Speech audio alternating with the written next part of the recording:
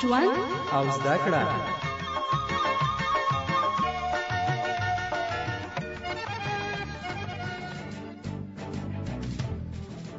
د آبادۍ غږ. د آبادۍ غږ خپرونې درنو اوریدونکو سلامونه. په کلی کور کې مو داسې کومه نجلۍ شته چې په کم سن کې واده شوې وي؟ یو دغه غنم بادول وریجې بادول دا مال زما نه دي کړي. د دې ستونزو علتونه کوم دي؟ کورنۍ د دې مشکلاتو د حل لپاره څه کولی شي او که نجونې په مناسب سن کې واده شي ګټه به یې څه وي؟ د آبادۍ غږ د دې اونۍ خپرونه همدې پوښتنو ته ځانګړې شوې ده چې زه سمیره حلیمزه یې تاسو ته وړاندې کوم.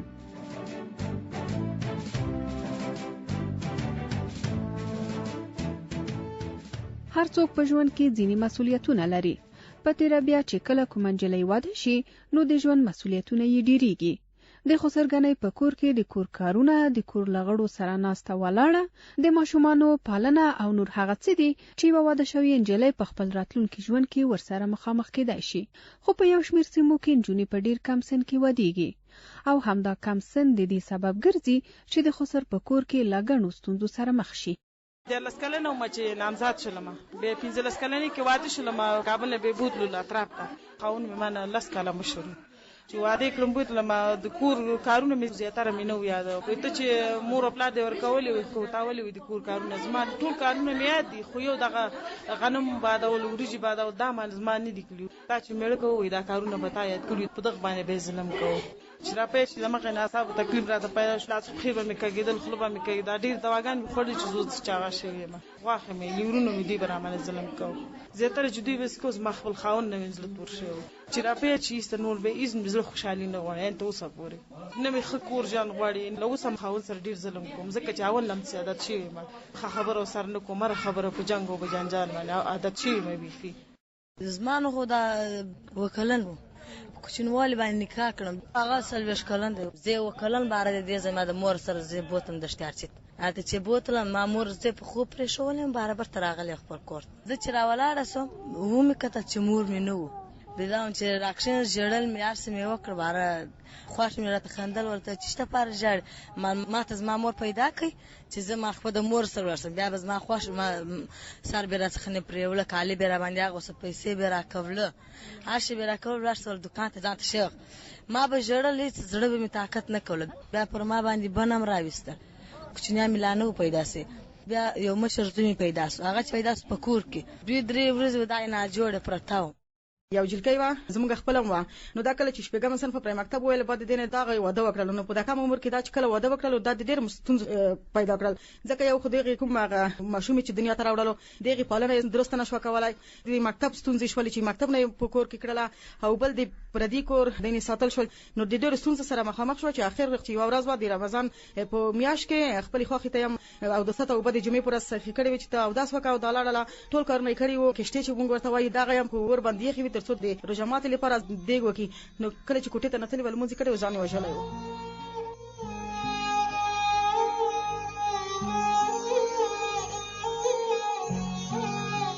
انساني ژوند او روابط په زده کړو او تجربو ولاړ دی. زده کړه د وخت په تیریدو سره زده کیږي. له همدې سببه ځینې هغه نجونې چې په کم سن کې واده شي د خسر په کور کې مختلف مشکلات لري. خو د دې ستونزو علتونه کوم دي؟ 14 کلنه وم چې واده کړم دغه هلک لندن کې و ما نه بیخي پوښتنه ونه کړه مور پلار مې چې زه یې ورکړلم چې تا ورکړو دغه هلک ته ور دې نه کړو ذاتي زه یې ورکړلم چې بله ورځ اختر شه موږ راوغوښته چې راشه زموږ دود رواج وکړه هغه چې راغی هغه لیونی وخته. شل شي مخکې زموږ په کلی کې یو واده وشو چې جنۍ ډیره وړه وه نو د دې جنۍ نه یو څو حقونه واخیستل ځکه چې هغه جنۍ د دې حق لري چې په هغې باندې ښه واده جوړه کړي ښه پروګرام جوړ کړي ښه خواړه وکړي او هغې جنۍ ته څه ډول چې نوره ښځې ودونه کوي هغه حق یې د دې نه واخیستو. حتما دغه جنۍ خسر د کور سره په زړه کې ضد پیدا کېږي په راتلونکي کې د خپل خسر حتی د خپل د پلار د کور سره مشکل راځي او دغه مشکلات دې ته پیدا کېږي. خوس کې دا په خېډیر رامنځته کېږي ځکه چې خوس کې کومې جلکې چې شپږم و مثلا خپل تعلیم زده کړې وکړي بعد دې نه د یا اقتصادي مشکلات لامل یا د نه پسند رسم رواج چې د دې لامل د مور او پلار د طرفه په کور کې کېرول شي ځکه چې وایي چې ته اوس پیغله شوی نو په دا اساس د جلکې ډېر د مشکلات سره مخامخ کېږي. یو خدای چې د دې هغه کومې هم صنفیانه یا کومې مرګلي چې مثلا ارتقا کوي یا یو نه اتم ته زی ترڅو پانتون ته زی د طریق وخت پر زوريږي د دې په خاطر نه چې هغه کله پانتون ته زی مثلا مکتب ته زی دا په دا امید په دارمان چې ورځ خود کفا شمه یا وظیفه یا دنده واخلم نو د په اساس دغه د ډېر مشکلات سره مخامخ کیږي ځکه چې په خوست ولایت کې موږ دا ډېر بیلګې لیدلې دي رواني تکلیفونه ورته پیښیږي یا خودسوزي کوي د دې لپاره چې د حق سقوط کیږي د یو ماشوم جلکې نشي کولای چې د یو خاوند سره مثلا ژوند وکړي چې هغه کې خواخي دا کې لیور دا یو کې اندرور د دې حفاظت وکړي نو ځکه چې تجربه د کار نه لري او په خپل ژوند کې تجربه نه لري ډېر په وړه سن کې هغه واده کړل نو په دغه د ډېر ستونزې دي په کم سن کې د نجونو وادول هم صحي ستونزې پیدا کولای شي او هم نور ټولنیز مشکلات ورسره تړلي دي ځینې نجونې چې په کم سن کې واده شوي دي د کور د کارونو وس نه لري او یا هم نه ور باندې پوهیږي له بل لوري دوی لا په خپله ماشومانې وي او د لویانو په څیر معلومات نه لري چې د خپل خسر خوښې او کور د نورو غړو سره باید څه ډول ناسته ولاړه ولري کوم ټکي مراعات کړي څه ښه دي او څه بد د ټولنیزو چارو کارپوه هم ځینو ټکو ته اشاره کوي کورنۍ کله چې تصمیم نیسي چې د خپل لور واده کړي نو هغه باید تصمیم کې د خپل ډیر عجله ونه کړي د جلې وضعیت وویني سن سال ته متوجه اوسېږي او علت یو دا چې هغه نشي کولای ډیر زر سازش وکړي خپل میله سره خپل فامیل سره خسرګنۍ سره او نشي کولای چې د خپل د میله هغه فکر چې په مورد کې لري هغه درکې ځکه چې د هغه سن کم ده او عقل صحیح رشد نه ده کړای نو په دا اساس باعث دي چې جنگ او دالو باز نور مشکلاتونه مختلف شي دا باعث دي چې دا جلې له خسرخیل او میلنه کناره شي ځکه چې اون شو کولای هغه د خپل رابط درست تنظیم کړي دغه توانمندي دي عقلي موږ په غسن چې باید واده کړی و نه ده یعنی مسؤلیتونه ډیر زیات دي کله چې اون شي کولای جنې مسؤلیتونه تر سره کړي نو دا خامخا باعث دي چې د خسرګنۍ له طرفه رد کیږي بعض وخت داسې حالات مخکې راځي چې توهین کیږي تحقیر کیږي چې تنشي کولای دا کار والي داسې ده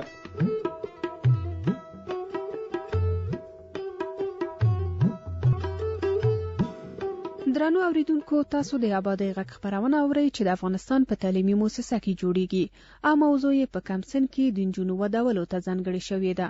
که زموږ د ښوونیزو خبرونو په اړه نظر یا وړاندیز لرئ د ټلیفون په دې شمېره یې زموږ له همکارانو سره شریک کړئ 00201 خو ځینې خلک خپلې لوڼې په کم سن کې نه ودوي وایي چې لومړی په خپلو لوڼو باندې درس وایي او بیا یې په مناسب سن کې ودوي د یو مور په صفر د هر مور همدا مسؤلیت دی چې خپل اولادونه اول اسلامي روزنه ورکړي او بیا کله چې وایي چې همداسې چې مور په اولاد حق لري اولادونه هم په فامیل باندې ډېر حقونه لري چې د ما په نظر د کله چې پس د تحصیل خلاص کو او یو اسلامي روزنه مو ورکړ نو د واده په اړه هغه خپل تصمیم نیسي اول باید قانوني سن ته ورسېږي بیا نو هېڅ وخت زه نه وایم چې هغوی واده وکړي خو چې په سم سن کې چې په کار پوهي او د ګای سم وکړي او وړک د خواښې قدر ولري د همسایه قدر ولري ټول قدر ولري عزت ولري هر شی سم وکړي لورګانې مې من داسې کمه صغت یې بعد همین له خیره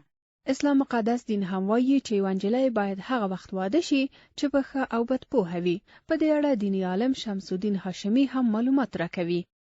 واده کول اصلا په اسلامي شریعت کې او همدارس د هیواد مدني قوانینو کې څلور شروط لري یو د اسلام شروط ده یو د بلوغ ده حریت ده او عقل ده بلا شکه چې د واده یا د نکاح د دې حکمت او فلسفه د یو کورني ژوند جوړول دي او تر ابده باید داسې وي په همدې اساس باندې خدای جل وعلا شانه د سورت روم په 20 آیت کې فرمایي چې د الله د قدرت د نخونه یو ده چې د دوی د نفسونو ځینې ښځه پیدا کړه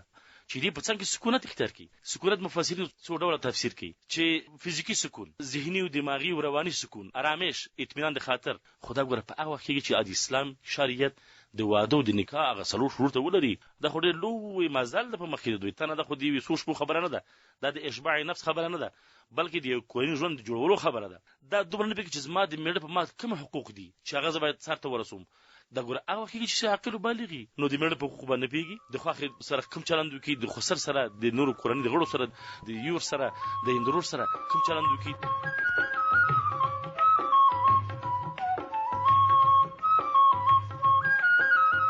ځینې کورنۍ وایي چې واده شوې نجلۍ نوي کور ته ځي او د هماغه کور د چاپیریال او غړو سره نابلده وي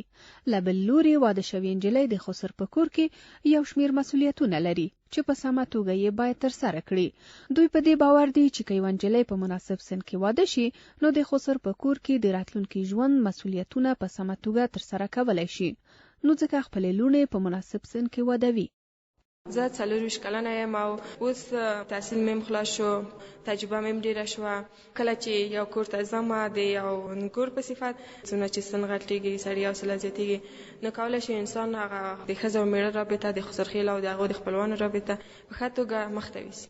قانوني سن کې که یوه جلکۍ واده وکړي په اجتماعي برخه کې ډېر تاثیر لري. که زه یو مور په صفت ووایم نو زه د روحي او رواني لحاظه ډېر آماده یم په خپله دنده کې، ځکه چې زه په کورنۍ کې هیڅ ستونزې نه لرم، هیڅ مشکلات نه لرم. په خپله دنده کې چې زما دنده معلمي ده کولی شم چې په ډېره ښه توګه یې ترسره کړم او زه کولی شم چې نور زده کوونکي په ډېره ښه توګه څنګه چې خپل اولاد روزم هغوی هم وروزم.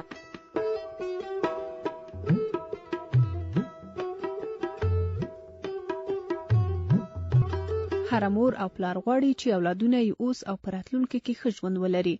خو ځینې کورنۍ خپلې لوڼې په کم عمر کې واده وي او له همدې سببه د خسرګنۍ په کور کې له ګڼو ستونزو سره مخامخ کیږي. ځینې وایي چې په کم عمر کې واده شوي نجونې په خپله ماشومانې وي، نو دوی به څنګه د ګډ ژوند په نزاکتونو، د کور په کارونو او ټولنیزو روابطو وپوهیږي. له همدې امله دا ډول واده شوي نجونې ستونزمن ژوند لري.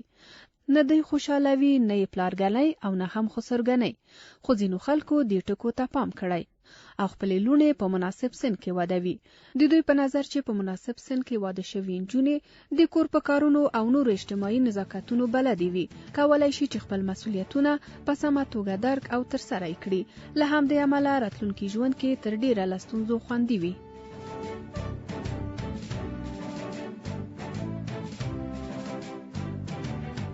درنو اوریدونکو، د آبادۍ غږ د خپرونه د افغانستان په تعلیمي مؤسسه کې جوړه شوې وه. که چیرته زموږ د دې او یا نورو ښوونیزو خپرونو اوریدل یا لوستل غواړئ، نو زموږ انټرنیټي پاڼې ته جلا ټکیې ته ورشئ.